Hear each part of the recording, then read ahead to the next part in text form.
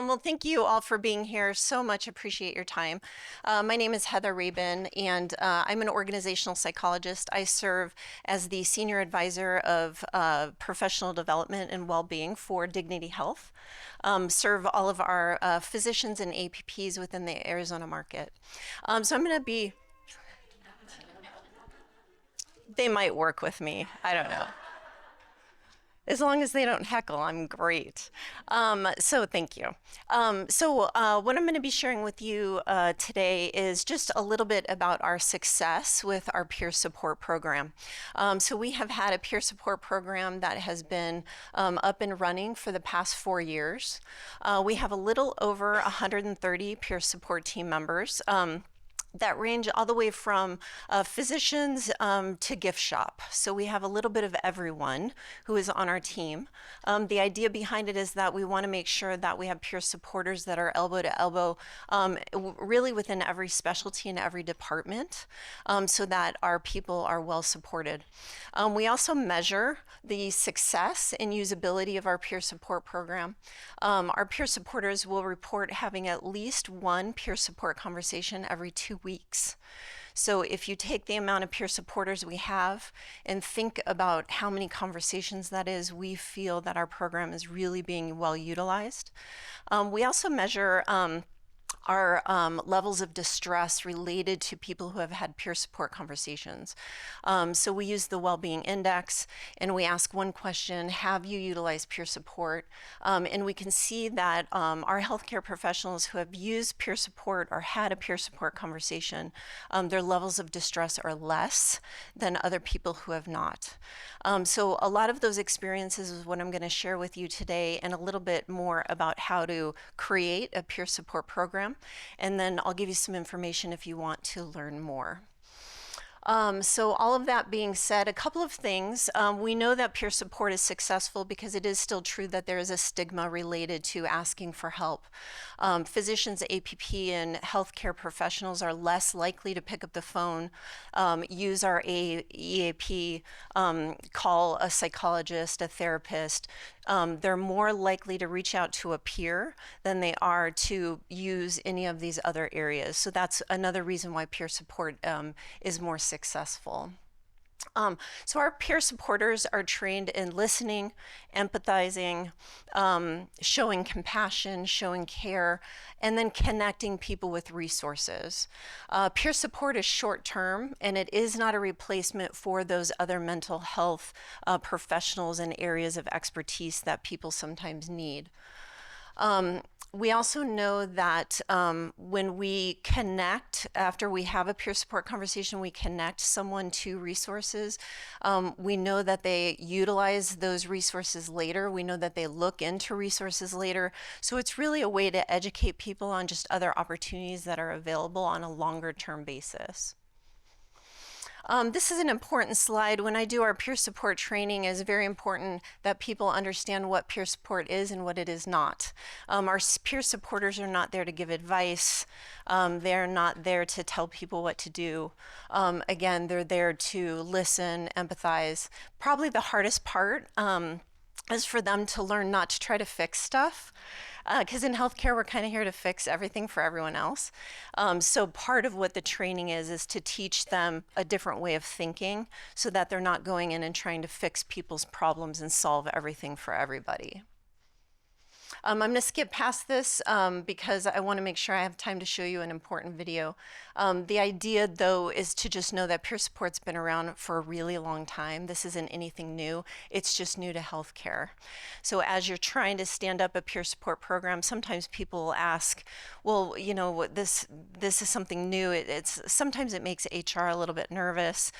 So I like to show the history of where it came from to just show the trend that this isn't something new. It's just something that we know works.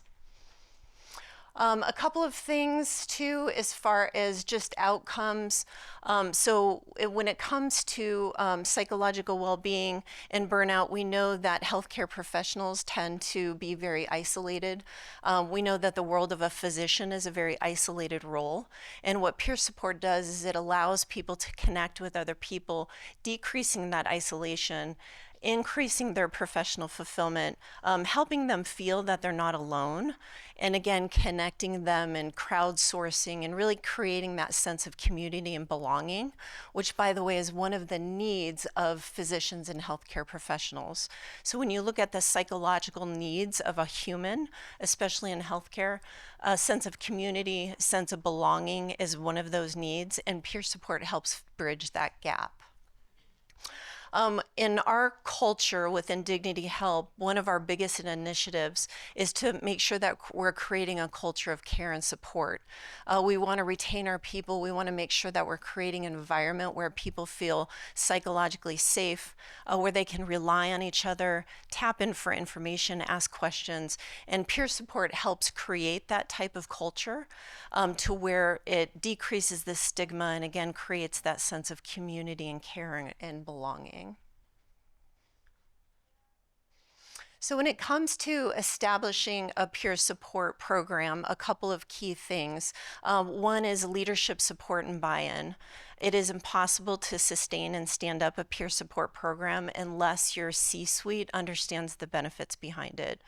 A lot of our peer support involvement comes from our leaders suggesting to people to reach out to peer support or initiating a peer support conversation, but it's totally top down. So leadership must understand the why and support the goal of the program. Legal is mixed into that because sometimes peer support makes legal a little nervous because they think that we're telling people what to do and giving them advice and not reporting things we're not supposed to. So making sure that legal has an understanding of what the program is and just supports the benefits. When it comes to recruiting our peer supporters, we market and just advertise when we're ready to grow bigger. With that, we make sure that people are in good standing. We make sure that their leader is also in support. Sometimes when you have a peer support conversation, you might be pulled away from patient care or pulled off the floor for a little bit. So we need to make sure that the leader is in support of the person participating and just making sure that they understand what that might look like, if you will.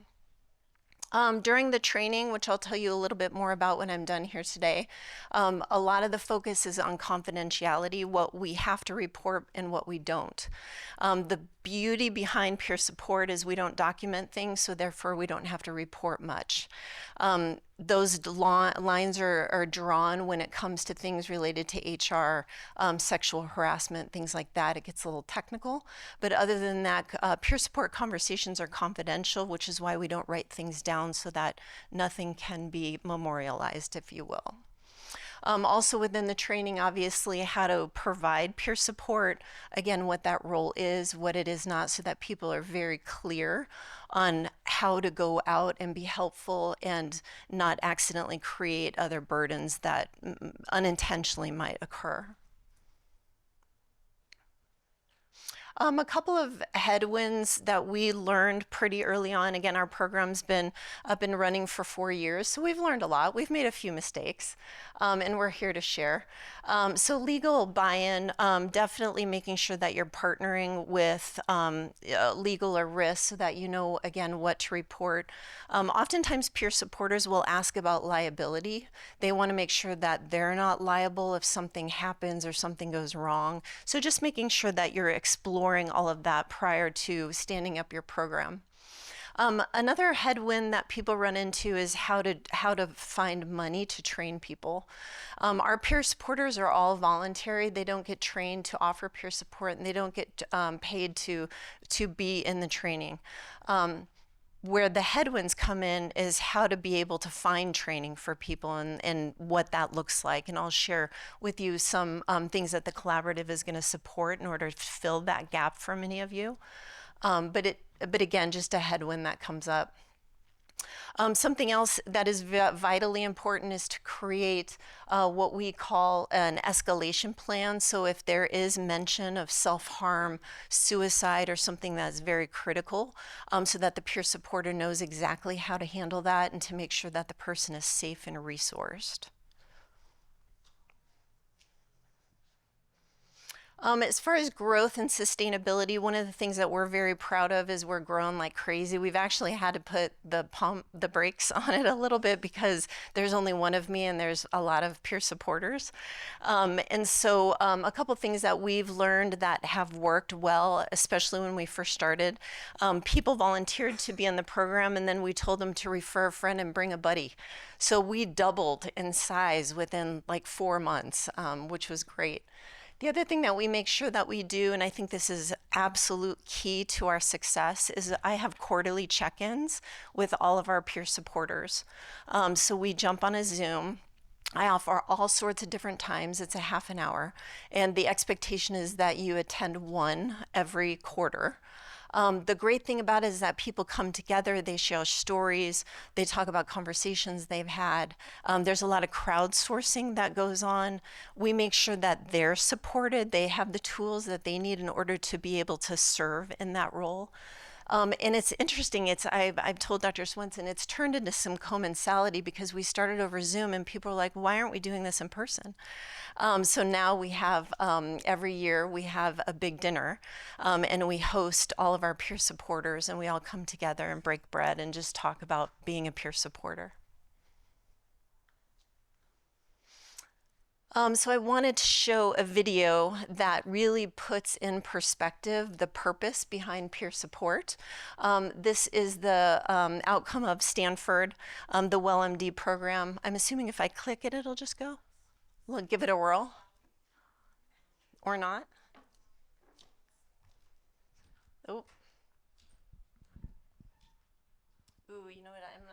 I'm not sure it's embedded here. Is anyone more brilliant than I'm at this? Well, we're about to find out, huh? Okay. So maybe if we take it off, he has a presentation. Yeah, let's try that. I embedded it in the slides.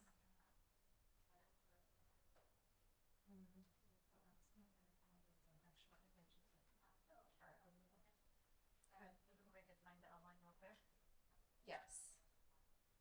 So it's called I Am Human. YouTube? Yes.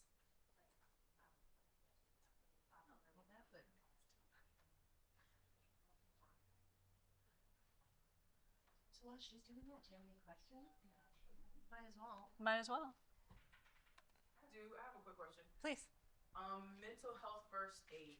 Do you all require that as a part of the training for peer support, or how do you feel about that? Yes. Yes. So that is part of the training. Mm-hmm. Yep. Great question.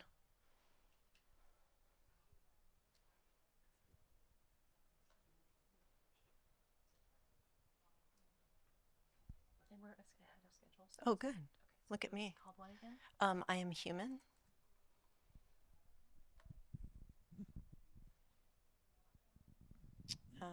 How about Nope.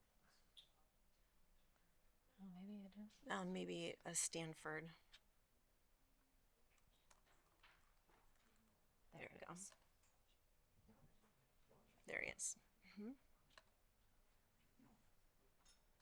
Your job doesn't stop. Neither do we. More than 1 million products, every industry, every day. With easy ordering and fast delivery. Yes, here it is. Call, click, or just stop by. Grainger, for the ones who get it done.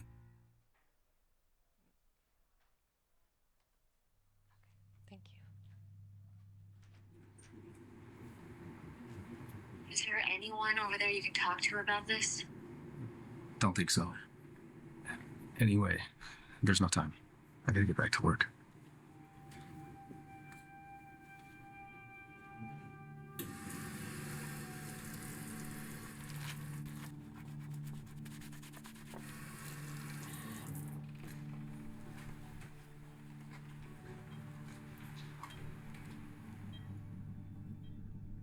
Can people see what's on my mind?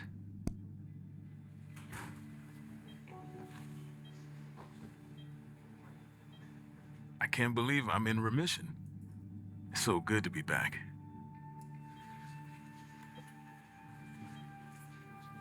I wonder what they would think of me if they knew I was depressed.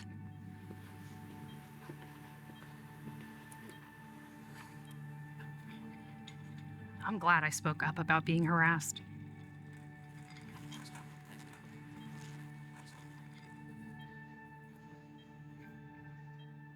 We'll go with the multimodal approach. Upfront chemo followed by surgical resection. Any last questions? This is the team that I worked so hard to be a part of. 3 months and then we'll reschedule. I really need this grant renewal to come through. You call him and let him know. Yeah, I'll do it. Yeah. I'm worried I'm never gonna pay off all my student debt. Okay, we'll let you go now. Okay. Bye. If I can't wrap this up soon, I'm gonna miss my son's ball game again. You're gonna make it. I can't believe it was suicide. He seemed okay when we last spoke. Hey. I'm so proud of myself for sticking through that last round of IVF. How you did it? Wesley took his first steps. Gotta send the video to grandparents. It's so hard to keep telling patients that their heart failure isn't getting better. I wish there was more I could do. See you at conference. Thank you for your help. See you then. She's getting so much better. This new treatment could be a breakthrough. I hope she continues to respond. The doctor will be right in to see you. Hey, Elaine. See you tomorrow. I'm tired. I really just want to go home. This is the third night in a row, and I'm back tonight. I totally forgot about this party thing. Definitely need to cancel. 2 sick kids at home, and I need to find a sitter before my 5 p.m. shift, which is now. Good. How about for you? Yeah, I really shouldn't have taken off a little early. Something's been troubling him. I should ask. How's the family? Actually, my husband and I are thinking about divorce. Dr. Park? Can I talk to you? Catch you later. I hope he's okay. I need to make the time to really talk with him.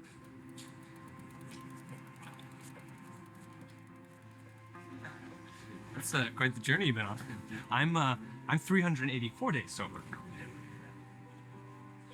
Almost there. First real vacation in 3 years.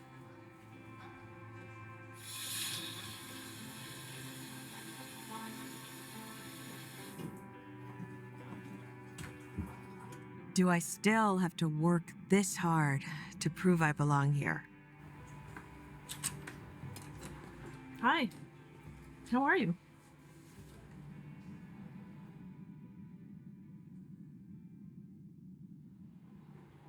I'm exhausted. Man, lonely. And every day is really hard.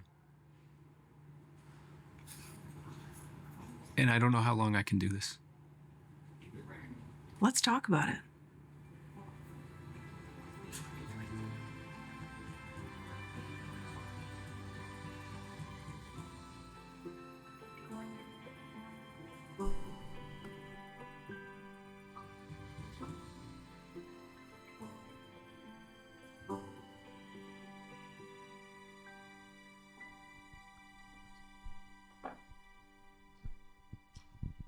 All right. Powerful. Watch what eggs do to your brain. Take a look at these 2 brain scans. And then They there's both look that. Don't young, eat eggs, strong, everyone. and healthy. So the last piece that I'll show you is what the collaborative is doing in order to help us bridge the gap. So I'm going to be providing a peer support training. And now it's playing. Good job. Right? There we go. So the Wellbeing Collaborative will be hosting the training. It's going to be on November 7th. We've broken it up into two pieces. The first part will be being trained in peer support so that you know how to provide that, and how to create a peer support program. And then the second part of it will be how to sustain, how to grow. We'll be stacking hands with some of our colleagues from Mayo Clinic, Honor Health, Banner Health, and just sharing some of what people have tried to do, so that we can see how we can be helpful to each other. So if you'd like to learn more, please feel free to take a picture of the QR code. And also this is available on our website. So thank you very much.